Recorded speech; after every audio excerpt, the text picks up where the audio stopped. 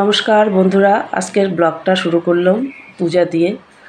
সকালের পূজাটা সেরে তারপরে একটু সিদ্ধ ভাত করে ছেলেকে খাইয়ে স্কুলে পাঠিয়ে দিচ্ছি।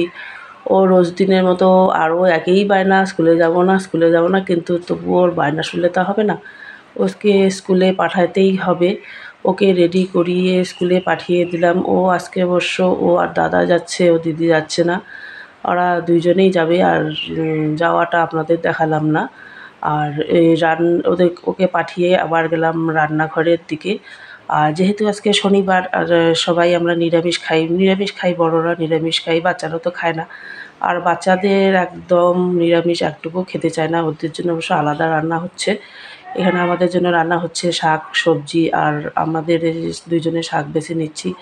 আর আমাদের কাজটা কিন্তু আমাদের জয়েন্ট ফ্যামিলি, আপনারা হয়তো জানেন। আর আমাদের কাজটা আমরা সবাই ভাগ করেই করি। সবাই মিলেমিশে ভাগ করে করি, তাহলে কোনো সমস্যা হয় না। আর আজ পর্যন্ত কোনোদিনও সমস্যা হয়নি। শুধু এখানে নিরামিষটা করছে আর আমি উনানে আমিষটা রান্না করছি। আমিষ বলতে সেরকম কিছু না, একটু মাছ ছিল বাচ্চাদের জন্য।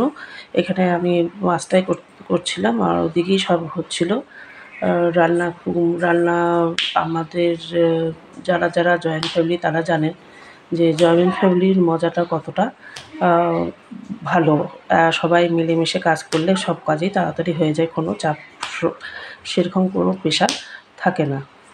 আর অনেকে ভাবে যে জয়েন্ট ফ্যামিলিতে অনেক ঝামেলা হয় না, জয়েন্ট ফ্যামিলিতে ঝামেলাও হয় যেমন সুবিধাও আছে। এই যে এখানে রান্নাটা কমপ্লিট হয়ে গেল। আর যে রাত্রের রান্নার মধ্যে ছিল মুরগির মাংস। বাচ্চাদের মাছ মাংস ছাড়া খেতে চায় না। এই যে রাত্রে এসেছিলো মুরগির মাংসটা আলাদাই রান্না হচ্ছে এখানে। আমাদের রান্না আগে হয়ে গেছে। যে মুরগির মাংস একদম হালকা, বাচ্চাদের জন্য হালকা পাতলা মুরগির মাংস।